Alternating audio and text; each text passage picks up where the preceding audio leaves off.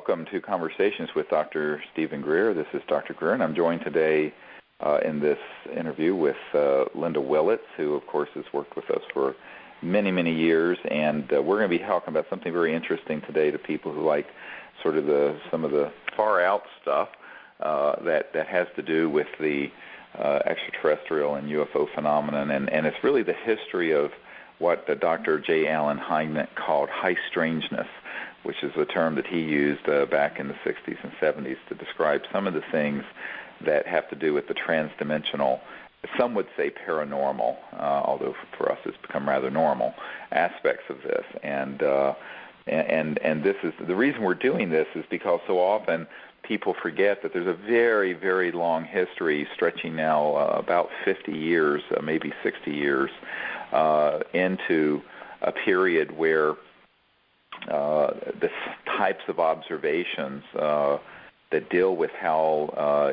ET spacecraft and beings appear and disappear were called high-strangeness, but also the experiences people have in proximity to either the beings or to the spacecraft. And however, what wasn't known until fairly recently when we started putting out the scientific and explanations of it is how these things happen and why they were happening. And so I want to connect some dots, taking a sort of a journey through history over the last 60 years since the 50s and sort of share with people how this has been viewed. And one of the things that we find that many times people who first look into this come to it from a very sort of nuts and bolts, kick the tires on the UFO sort of perspective. And that's certainly understandable because people start from where they are. And however, we have to understand that if it's purely a kick the tires on the UFO type thing, you're probably talking about one of the anti-gravity vehicles made by Lockheed Martin at their Skunk Works, or by the Phantom Works at Boeing, which used to be the McDonnell Douglas. We'll get into this in a minute.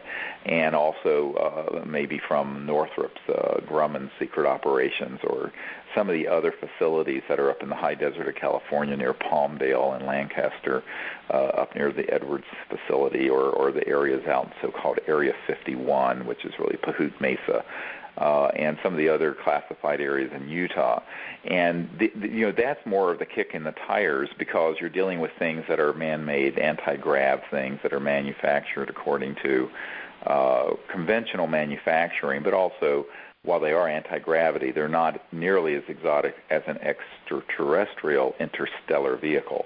And the distinctions are significant because when you're dealing with faster than the speed of light, you're talking about technologies that literally phase shift from linear space-time transdimensionally into other dimensions and back again. And so the kinds of experiences that people have when they're in close proximity to an actual ET spacecraft or an ET being are quite distinct from that of a man-made so-called alien reproduction vehicle, or ARV as it's been termed. Or in the old days they were called flux liners because they picked up the energy from the magnetic field flux of space-time and would be anti-gravity and weightless. And to anyone who look at them, they would look, oh my God, I just saw a UFO, which is sort of true. It was unidentified to them, but it certainly was an extraterrestrial. And so when you start talking about the actual ET stuff, you're talking about really, really interesting sciences and technologies, which is what CSETI, the Center for the Study of Extraterrestrial Intelligence, deals with, and the Disclosure Project deals in disclosing. So you can go to CSETI.org and disclosureproject.org and see more about this. And we put a lot of this out in various books and papers and videos that describe it. But I want to sort of summarize this. And I want to go back to one of our witnesses who had worked in the aerospace industry for many years, Dr. Robert Woods, who is a Cornell and scientist who became a aerospace engineer for McDonnell Douglas and worked closely with Mr. McDonnell himself. Now, a lot of people don't realize that McDonnell Douglas aircraft that got bought out some years ago by Boeing, had their Phantom Works, and also had Mr. McDonnell had a very high interest in so-called metaphysical issues as well as UFOs and all the high strangeness attached to it. And I was fascinated. If you go to disclosureproject.org, you can see there's some books and videos that we have that have a number of these top-secret military and aerospace engineer witnesses in them. And one of our interviews that I did was with Dr. Woods. And Dr. Woods told me a number of really interesting stories that illustrate what I want to talk about today. And one of them was having been asked by Mr. McDonald of McDonnell Douglas to look into the UFO issue and to collect evidence and information on it, particularly on the propulsion and the anti-gravity part of it. And this was back in the 60s. And Mr. McDonald had a long-term interest in this. And I also found out from Lawrence Rockefeller when I was out at Lawrence Rockefeller's ranch back out in the early 90s that Lawrence Rockefeller was friends with Mr. McDonald and that they both had a very high interest in the metaphysical aspects of the ET presence and the UFOs. So having sort of been involved with this now for 20 years, I want to sort of give people the benefit of the history of this. It's often covered up even within the UFO research community, and that is that all the way back to the 50s and 60s, it was known that there were people who were having contact experiences with ETs where the communication was through machinery, if you want to look at it that way, or electronics, but directly interfacing with thought. I'll never forget Dr. Woods telling me this story of having been sent to investigate a case, I'm pretty sure it was in the Baja California, where an ET craft landed and some people walked upon it, and there was an ET standing outside the craft that had a little sort of oblong or rectangular box sort of being held or attached to the midsection of the abdomen. And the people were communicating or had communications from the ET that were being directly transmitted from the ET through this communication system so that they heard it as clear as if you were speaking with your mouth in their heads, in their minds. And this has been called a neurophone, but a really advanced one that uses transdimensional electronics. And they began to investigate this. In fact, Dr. Woods and Mr. McDonald were very interested in these sort of cases. So we know that in the 50s and 60s, there were serious people in the air, the head of McDonnell Douglas Aerospace, for heaven's sakes, looking into this, what Dr. J. Allen Hynek, who ran Project Blue Book for the Air Force, called High-Strangeness. And it's because the secret and the real revelation, scientifically, if you will, about this whole subject has to do with the transdimensional and interdimensional nature of it and the way that ET spacecraft move through space, but also how their occupants communicate with each other and with humans, which gets into this very, very out there sort of world to people who aren't accustomed to it, but to someone who on the World Puja Network, since you are all very adept and familiar with the ancient Vedas and the various cities of the Vedas, would seem not that unusual. Anyone who's read Autobiography of a Yogi by Paramahansa Yogananda would not be surprised by the ability to have these sort of communications and teleportations and materialization and dematerialization, except in this case, instead of it being something being done purely with mind and consciousness, there are technological systems that facilitate it and augment it and make it very reproducible and routine, the way you and I speak on cell phones or turn on light switches.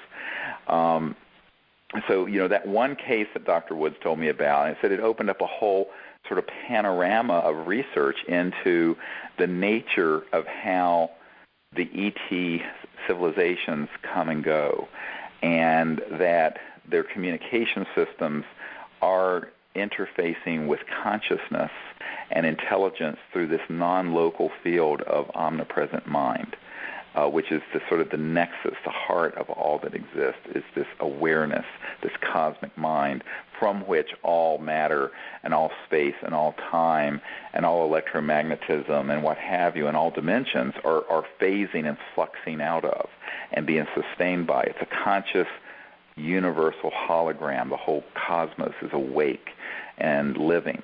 And the ET technologies are simply using more of that, if you will, spectrum of reality, as I call it, than 20th or early 21st century human civilization is. But we know about it because of the ancient Vedas and the tradition of the puja, which brings to mind this knowledge of cosmic awareness, and with it, the foundation for understanding transdimensional reality with interstellar civilizations and how they actually operate. Now, back in 1991, I wrote a paper called The Comprehensive Assessment of the UFO ETI Subject, and this is in our first book, Extraterrestrial Contact, The Evidence and Implications, which you can get at disclosureproject.org. That book came out about 11 years ago now.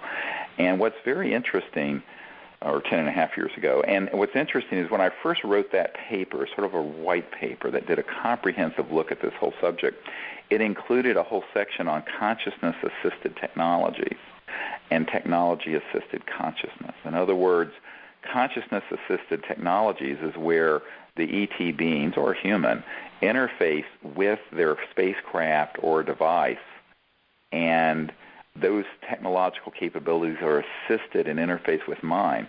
The other way around works, where you have technologies that project or assist consciousness. So in terms of, I'll give you an example. Back in the 50s, there was a man who invented a system that got taken over by the intelligence community and the CIA that enabled the people to be hooked up to a set of electronics which augmented their ability to remote view or see distant places or see into the future. And it was electronic. So that's a technology-assisted consciousness system. So it works both ways, where the consciousness of the being or human can interface with the machine and augment its performance or project its performance or interface with it, but also where technology can assist consciousness. And that this is key to understanding extraterrestrial contact and extraterrestrial how they manifest around us. Because if you don't understand this, most of this is just going to be too bizarre for you to comprehend. Now, luckily, we have a whole history of people, anyone who's studied the deep knowledge of the Vedas and the deep knowledge that's in all the ancient traditions, whether Egyptian or Gnostic or Vedic or what have you, about the ability for consciousness and mind to affect healing at a remote distance, to allow for levitation, to allow for dematerialization, bilocation. There are many accounts of yogis who would manifest bodies in more than one place, et cetera, and so on. And so if you understand those deep sciences that are in the ancient Vedas, you're going to and Vedanta, you're going to understand the ETs really well. But if you don't have a foundation in consciousness and higher states of consciousness, you're going to be completely flummoxed if you're just running around trying to kick the tires of a UFO, because 99% of their technology has to do with the state of consciousness and their paradigm, their operational paradigm, which deals with these sort of issues. And I can tell you that this was well known in the intelligence community and the aerospace community way back in the 50s and 60s.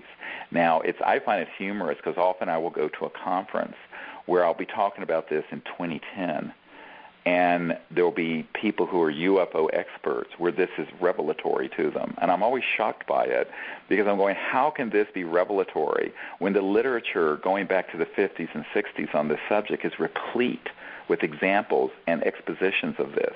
It's just that it gets pushed to the side because people really don't want to have their comfort zone pushed a little bit. They want to stay in the reductionist, material, linear, stick it in your mouth, eat it and smell it sort of world of materialism. And the problem with that, and there's nothing wrong with the five senses and the physical world, it's just that that's not all there is to the universe.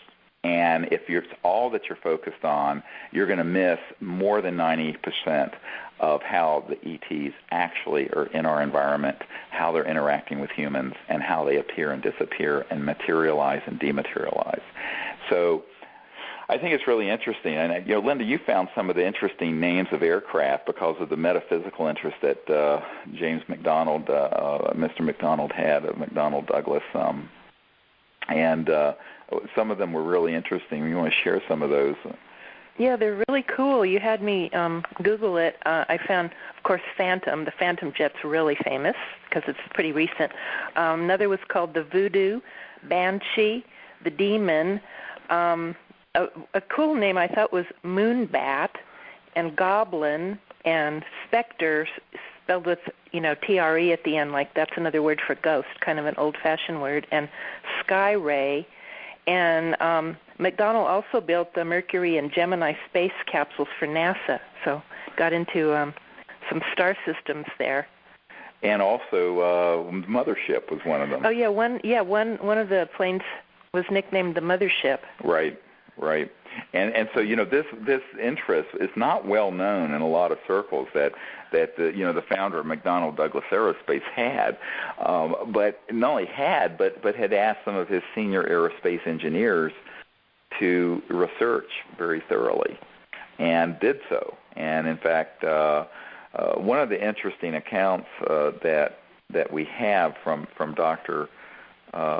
Woods was that during the late 60s, as you know, many of you may know that there was the Air Force had this Project Blue Book, which was really a front for their PR sort of front for the UFO issue. They were trying to, make it look like they were doing a scientific investigation, and then they were just putting out statements saying none of it was true and it was swamp gas. And this is the famous account when Dr. J. Allen Hynek was the chief scientist and the astronomer for Project Blue Book for the Air Force, and Dr. J. Allen Hynek made the comment that the spacecraft that were seen hovering in Michigan were, quote, swamp gas, when he knew they weren't.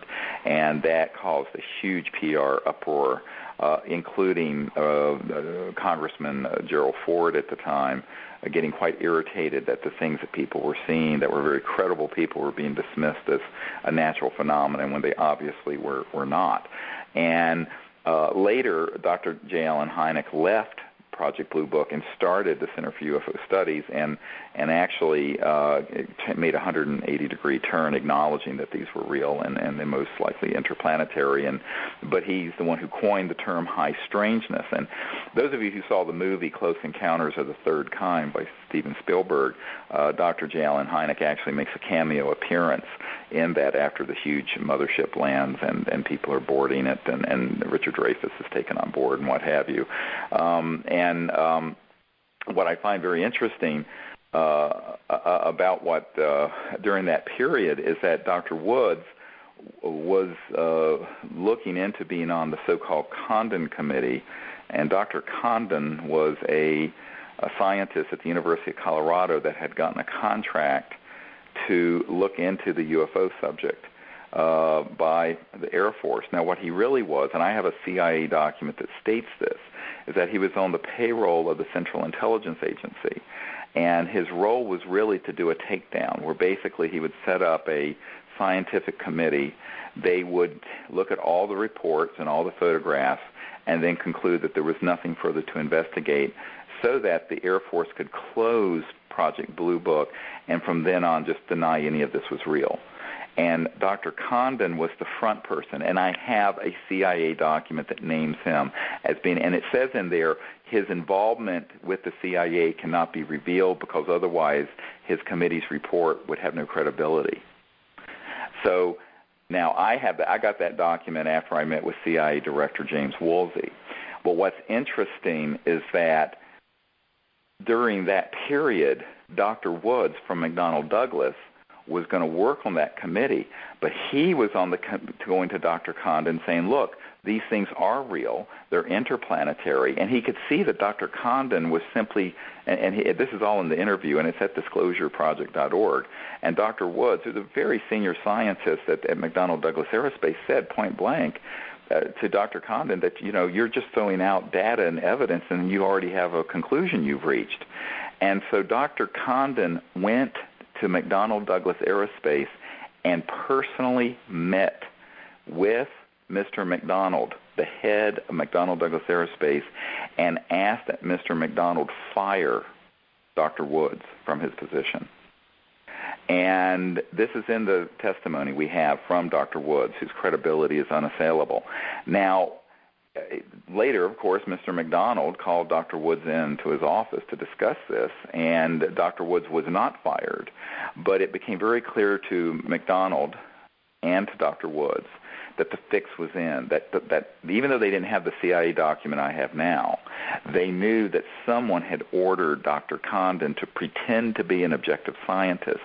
But what he was really doing is that he had taken orders from the intelligence community to put together a group of scientists and to basically debunk the UFO and ET subject and close the door on Project Blue Book and just say once and for all, there's nothing here to investigate. And all this is in the disclosureproject.org materials. It's amazing what we have put together and what we have collected. And that's a story many people don't know. And when I first, learned this from Dr. Woods, I think that, he didn't know that I had this document from the CIA that named Dr. Condon as one of their assets. And I said, so I didn't tell him this until after he told me his personal experience with the Condon Committee that covered up the whole UFO stuff, but he told me how upset Dr. Condon was at him being there sort of saying, no, these things are real, they've landed, there's proof of it, there's enormous amounts of evidence, and we're being visited by interstellar civilizations. And so, the only way that Dr. Condon could sort of make Dr. Woods go away was to go to the head of McDonnell Douglas himself, Mr. McDonald, and try to get him fired. It turned out that what happened is that they just removed Dr. Woods from the committee, but he got to keep his job at McDonnell Douglas. So this is the kind of vicious, nasty stuff that the intelligence community does to cover this up. But what's interesting is that to the average person, or even to the average scientist, these sorts of committees and reports that are put together would look like they're being, conducted by objective, honest, trustworthy, respected scientists, when in reality they're on the payroll of the intelligence community, creating absolute treason and lying to the public, and in many cases trying to get anyone fired or have their careers destroyed if they get in their way. Now, an earlier version of Dr. Condon was Dr. Menzel, who was at Harvard, and he was an astrophysicist or an astronomer. I have to look it up. And he was a guy who also, I have CIA documents that name him as having been on their payroll. And he was the person back in the 50s and 60s going around saying, none of this is true, it's people seeing Venus rising, it's swamp gas, it's whatever. And everyone thought, oh my God, here is this esteemed and respected scientist from Harvard University. He must know what he's talking about. And so he would appear in media interviews, and he was the chief debunker of that era. So at every stage, there's someone who's on the payroll who does this sort of thing. Currently, we have this James Oberg who works with NASA, but who really works for the intelligence community, who also shows up on various, you'll see him on Larry King Live, you'll see him on various things, and I have debated him at the Purdue University School of Aerospace Engineering graduate school, and who would just get up and say, oh, none of this is true, and it's all it's the exact same line that Dr. Condon used, that Dr. Menzel used, and that Carl Sagan used. Carl Sagan was also on the payroll of the intelligence community, and he was asked to go around and say, oh, this stuff isn't real, but by the way, we can start the SETI project, the Search for Extraterrestrial Intelligence, with Dr. Drake, and let's listen for signals from outer space. But in reality, two of Dr. Carl Sagan's good friends are on our team and are witnesses who have told me that, in fact, he knew we were already being visited, that the ETs had landed on terra firma, but he had gotten on the payroll of the intelligence community and was out there basically carrying their water. And so, this is the pattern that goes on and on and on. And we can prove this, by the way. These are not things that I'm just claiming. These can be proven. And so basically what people have to understand is that for 50 or 60 years, it's been not only known that we're being visited, but that we're dealing with technologies that cross over into consciousness and into transdimensional realms, and that this was being studied and discussed quite directly 50 or 60 years ago, and it's really time for us to at least catch up to the 1950s. And so what CSETI is doing, the Center for the Study of Extraterrestrial Intelligence, and CSETI.org, you can see what we're doing, is that we're basically training people in the sciences and knowledge and in the science of consciousness, and understanding the nature of transdimensional contact that the ETs utilize in how they contact human beings, and how they appear in the space around us. And then we take people and we're training them to become ambassadors using this very much more expanded paradigm of reality. And Linda, you might want to review some of the things that are coming up here pretty soon that we're going to be doing. Oh, wow. Well, it's all really exciting. We've got the Outer Banks training coming up this next week. Starts Sunday, this coming Sunday, the Outer Banks of North Carolina. And then after that, there's Crestone, Colorado in June. Don't remember the dates of that. I don't have those on top of my head. I think something like the 17th of June. Then in July, this is really exciting. We've never done an event in Europe, and we've got a workshop in France the 10th through 12th of July, followed by a UK, England training. And we haven't been to England in 10 years, so this is the first time in 10 years that we're coming back to England and do a training. It's July 16th through 23rd. And then that is followed by Mount Shasta, which is August 8th through 14th. And then September. After that, we've got an Asheville area, Asheville, North Carolina. Actually, it'll be in Clyde, which is a little west of Asheville, but that means it's even closer to the Cashiers Mountains, where there's been all kinds of UFO sightings. And that's going to be the 11th and 12th of September, and preceded the 10th of September by a lecture that Dr. Greer is giving in that area. And then in November, we've got Joshua Tree, and in prior to that, in October, Rio Rico, which is south of Tucson, Arizona, and that's our big conference. We did one last year, and it was very successful at this beautiful resort south of Tucson in the dark kind of desert, lush though kind of green desert area, and that's going to be the 2nd through the 4th of October. Well, now what's wonderful about that event, too, is that we're going to have Richard C. Hoagland, who had been Walter Cronkite's science advisor at CBS, and also Colin Andrews, who coined the term crop circles, who will be there with us, as well as myself and Dr. Ted Loader, who will be doing an encyclopedic review of the new energy and anti-gravity and energy systems and what the OrionProject.org is doing. And so it's going to be, 3 nights under the stars making contact with a couple of hundred people, which is very powerful because of the way that happens. And what's really exciting about what's going on with these other, the most of these are week-long training events, and by the way, they're all listed at CSETI.org, is that our purpose is to train as many people to become ambassadors from Earth to these extraterrestrial civilizations and train them in the science of consciousness, meditation, higher states of consciousness, remote viewing, and also imaging. We're doing all kinds of new things with digital photography, and other techniques where we're getting photographs of actual ET beings as well as spacecraft that are very, very close to the group. And this is all a breakthrough that's been happening in the last year or two.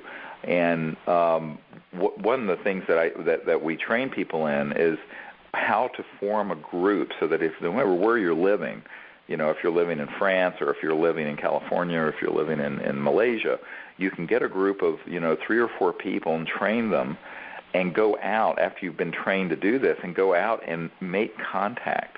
And we're getting reports from people who've been on these expeditions and these trainings that we're doing who've gone back, who've had amazing contact events that have happened after they've learned the technique of transdimensional communication and consciousness and remote viewing, and the reason that it works, it's sort of the Rosetta Stone of ET contact, is that we're stepping out of linear space-time sort of with our feet in concrete and expanding into a transdimensional understanding where we use an applied version of the Vedas. In other words, we're using the concepts that everyone at the World Puja Network will understand in consciousness of meditation and remote viewing and applying that to the understanding of faster than the speed of light communication and contact.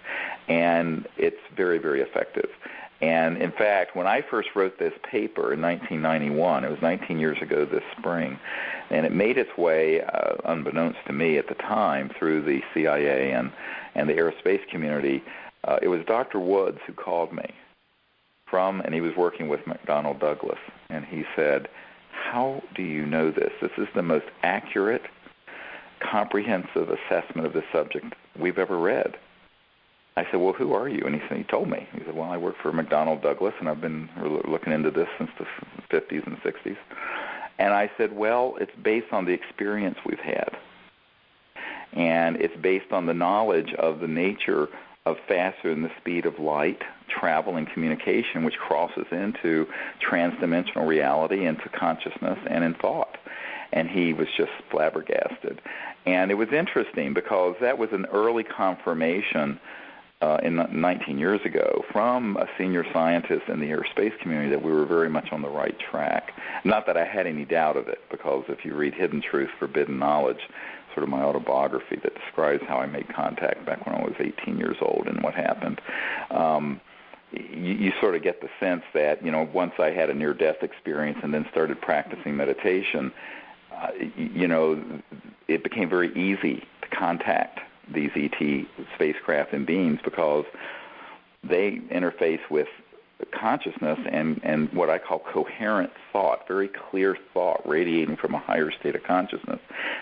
They can contact through those means as easily as we talk on cell phones or telephones or satellite TVs or whatever, which are all at the speed of light. Of course, they're electromagnetic signals. This is just another dimension, except I realized that they had their own technologies that interface with that level of consciousness. So what we do at these expeditions is that we train people in all these sciences and the knowledge they need to have to go out and make contact and just bypass the national security state.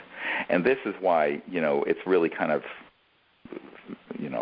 aggravated the intelligence community is that I'll never forget the head of Army intelligence coming to me back in 1992 after we made contact in Florida on a beach outside Gulf Breeze, and we had 4 ET craft show up, and it was filmed by 6 different cameras. It was on the front page of the Pensacola paper the next day and what have you. And he said, "What the hell do you think you're doing?" And this is the head of Army intelligence with some guys who worked with him in Army intelligence and also the National Security Agency. And I said, "Well, we're doing exactly what I said we're going to do. We're going to make contact, and we're going to open a diplomatic communication with these civilizations, and we're going to use an expanded paradigm that involves consciousness and higher states of consciousness and remote viewing." And he basically said, "Well, you have no right to do this." I said, "Well, sure we do. We're free citizens of the earth, and we're awake, and we can do this, and there's no force on earth that's going to stop us." And I looked him right in the eye and said that. He was not amused. But the point is that, we have to take the power back. We, the people, have to take the power back from this cabal of petro-Nazis and control freaks that have stopped the truth about all this from getting out. And the best way to do it is to not only educate people, but to go out and make contact. And that's why we're stepping up this program. And, what's exciting about what we're going to be doing in France is that there's a very ancient family in France that predates the French Revolution, but who had helped organize the French Revolution, and who are a very important family in France. And they have a fabulous chateau on 2,000 acres in Brittany. And they are giving us permission to use this 2,000-acre estate in Brittany for this 3-day training that we're doing for Europe, and it's going to be an amazing place. And interestingly, I have a whole portfolio that the family has provided to me of the history of this place, but also in recent times, the ET contact that's happened there, including where there has been a craft that came down, a sort of a half-moon-shaped craft that descended right over the chateau, which they, with a little Instamatic camera of one of the brothers that we're working with, went out and took a picture of it. And then one morning, one of the gardeners or groundskeepers was coming in to work, and there's a pond or a lake in front of this chateau, which was built in the 1400s, part of it. And actually, there's an old chapel on the property. It goes back to the 11 or 1200s. Very, very ancient. And what's interesting about this chateau also is that the science fiction writer Jules Verne used to come there and have dinners and dinner parties at this place. And so it has quite an Akashic record there, which I think is going to be very interesting to enliven in this contact event. But this gardener, when he was coming in, saw this sort of a golden yellow craft that was transdimensionally shifted in and materialized right over the lake in front of it. And this was in broad daylight, early in the morning. So there's been some very interesting contact over the years on this 2,000-acre estate that we're going to have the private and exclusive use of, which will give us a very secure venue for doing this contact in France, which will be wonderful. So I hope those of you who are listening that are around the world who can get to France this summer can go there. And, of course, in England, we're going to have Colin Andrews with us some, and we're going to be going to Stonehenge, and we're going to be going to the ancient Avebury and Silbury Hill, where the ET spacecraft recently, I mean, you may want to review, Linda, what happened last year there near Silbury Hill. Yes, it was in a crop circle area right near Silbury Hill. It seemed a police officer was driving by and saw some people out in the field that were unusually tall and dressed in white and with white hoods. And so he got out of his car and tried to check them out. And they moved abnormally fast for humans as they made their escape, basically. They were very unusually tall, and they were very unusually fast-moving, and he totally felt that they were not human beings from Earth. And so that was all over the news there for quite some time. I believe it was last July. Well, and he got close enough to them that when they he chased them. Yeah, right.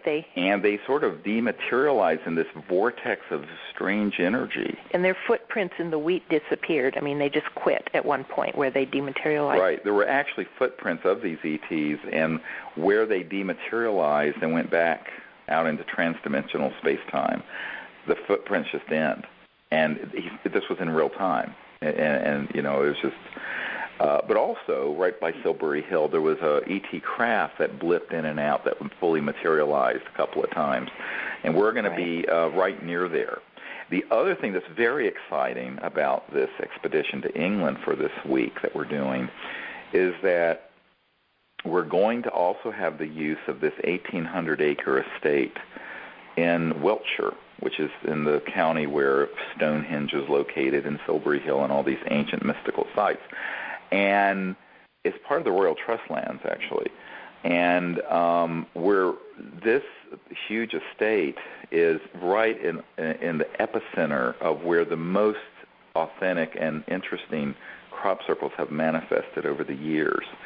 And it's also where in 1992 we had a 100-foot diameter disc, ET disc, that fully materialized in the field that we were in, and came so close to us and was so fully materialized in this dimension that you could hear the electrical wires crackling on the pole, the wires that take electricity to the nearby farms, and our hair was standing on end.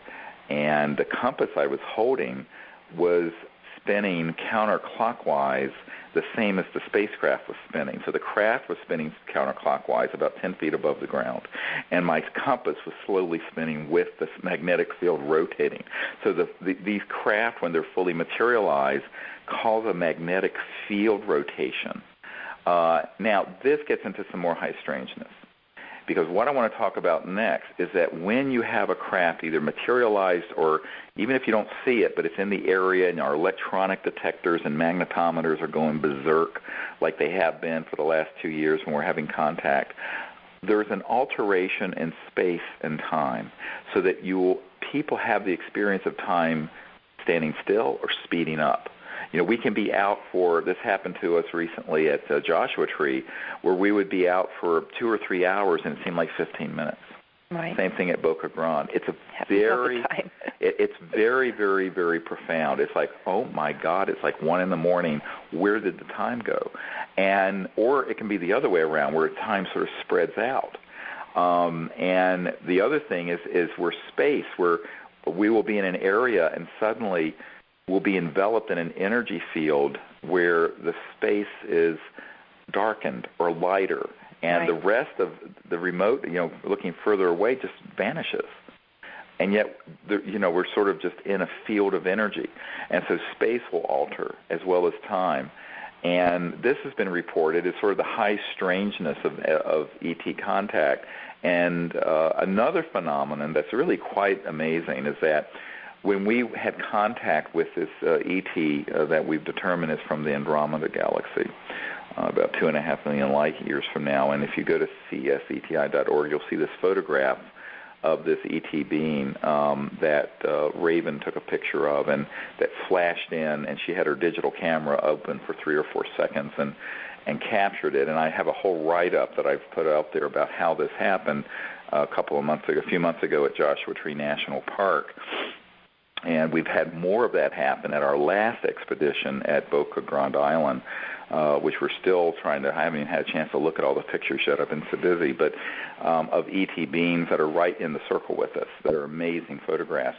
Well, when this was going on, after we saw that this had happened, we had asked this ET being to return a couple nights later, and we were sort of doing a question-answer with this being. And we had all these electromagnetic detectors, including a magnetometer that picks up the magnetic field fluxing that was pinging right off the scale. And we're out in the middle of an 800,000-acre national park where there's nothing out there. And suddenly, when we felt that the craft and the beings were very close and there were all these abnormal spheres of light and flashes of light all around us and all our electronic devices going berserk, suddenly we realized that the temperature, we're out in the cold desert, it's like in the 30s, like 36 degrees, and windy, and we're up on this high plain up at 4,000 or 5,000 feet up in Joshua Tree National Park.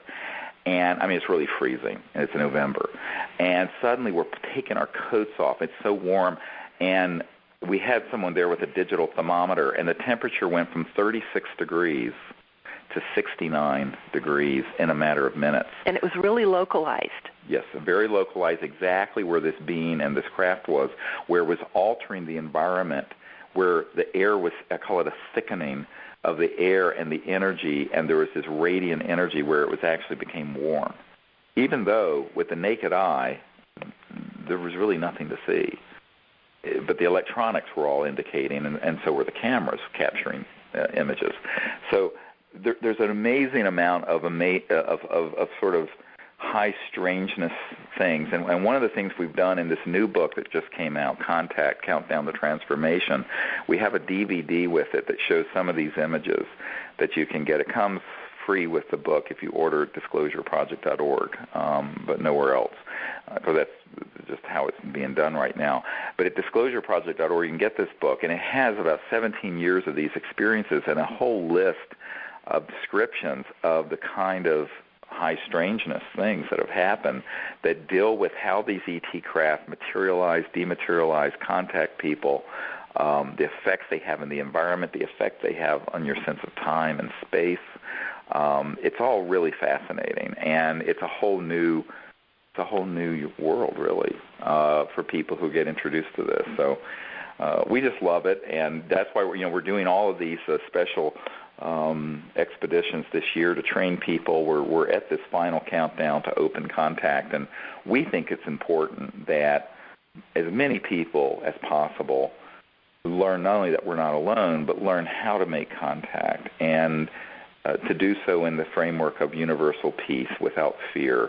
to step into a whole new chapter in human history where we view ourselves as one of many civilizations in the universe living peacefully amongst our brother and sister planets, and that we leave behind this sort of ruinous period of endless war and destruction that we're in right now, that we're going to have to go through a massive quantum leap, a huge transformation in the next a couple of years to really get this planet put back on the path it should have been on 100 years ago if it hadn't been hijacked by the war profiteering warmongers and the petro-Nazis and the people hell-bent on destroying the earth for their own nasty greed and control dramas. And so I think this is why it's very important that we take this matter into our own hands.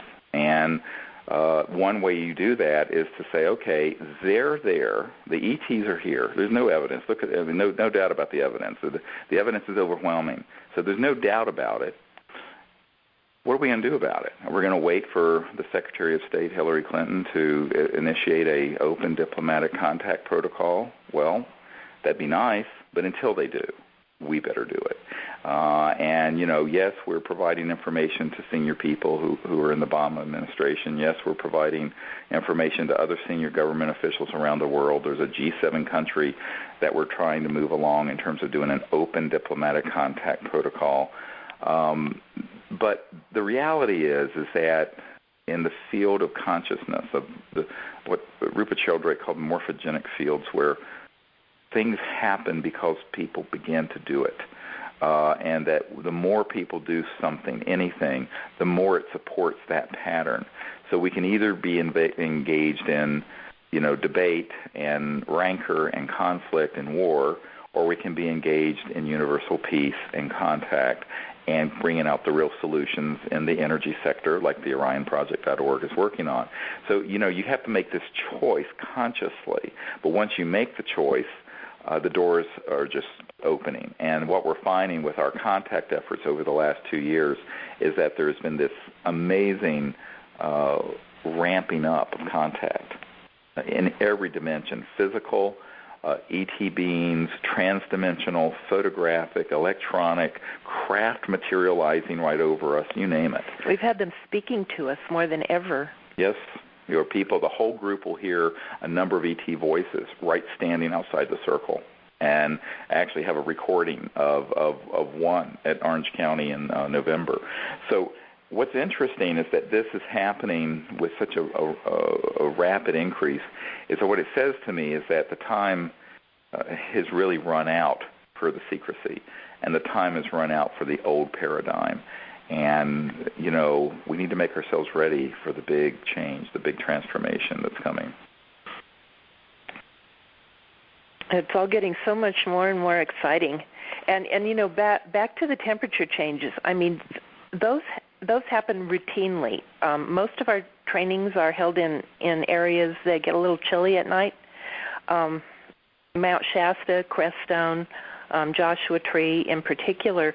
And it's very routine that we're comfortable, if not maybe a little bit chilly, sitting in our circle, but quite often we're very comfortable. And when we wrap it up for the night and walk back to our cars, at the same elevation, 50 yards away, it's dramatically colder every time. Yeah, 30 degrees. I mean, not a subtle difference, like 2 or 3, but like 30 degrees difference. In fact, I remember in 2008 we left our site one evening, and it was up near 60 in the upper 50s, and we had this transdimensional craft all around us, and the electronics were all going off. We got in our vehicles and went just down the same road at the same elevation, a very short distance, and it had dropped to being in the 30s, around 32 degrees. It was a 25 to 30 degree difference. And this is not something that you can really explain, because it has happened everywhere. It has happened within England. In fact, one time we were out in this field, and it got so warm that it was very, very cold and damp in England. And people were there peeling off all their jackets and things because it was actually became balmy. That's right. And people go, what is that about? I said, well, it's, an ET spacecraft can be not seen but present. And this gets into a discussion of when an extraterrestrial vehicle is phasing out of sync with linear space-time, but is present within our space-time enough to have an effect. It's bumping up, if you want to look at it this way, against the fabric of our linear space-time, and it's very, very close. You begin to have all this phenomenon, electromagnetic, light, spheres, orbs, but also temperature changes, changes in the perception of space, of time, compasses that start moving, magnetometers that start going off the dial just when you're in a remote area where there's nothing that would make that happen. So this is the sort of thing that is really important, because that can often be something that leads up to suddenly a craft fully materializing in the field or overhead, or an ET being suddenly just materializing.